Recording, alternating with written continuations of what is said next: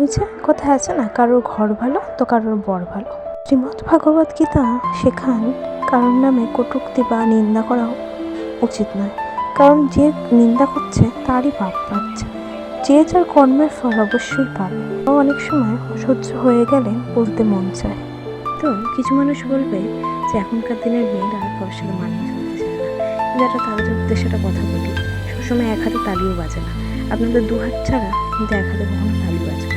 কিছু কিছু শাশুড়ির উদ্দেশ্যে বলি, আপনারা তো কখনো পরের বাড়ির মেয়ে ছিলেন, তারপর বউ হয়েছেন, আপনারা কষ্ট পেয়েছেন, তাহলে আপনারা ভালো করে জানেন যে একটা পরিবেশ থেকে আরেকটা পরিবেশে আসা, মানিয়ে নেওয়া কতটা কষ্ট। তারপরও মেয়েরা মানিয়ে নেয়, হ্যাঁ বউ হয়ে ওঠে। তারপরেও আপনারা যাই আপনাদের বাড়ি দোষ হবে, সেই বউটার নামে দোষ দিয়ে দেন। কীভাবে পারেন বলুন তো? এটা কি আপনারা নিজেদের যদি মেয়ে হতো তাহলে পারতেন এরকম করতে? আপনিই বলুন, এটা কি ঠিক? আপনাদের সাথে কী হয়? রাধে রাধে।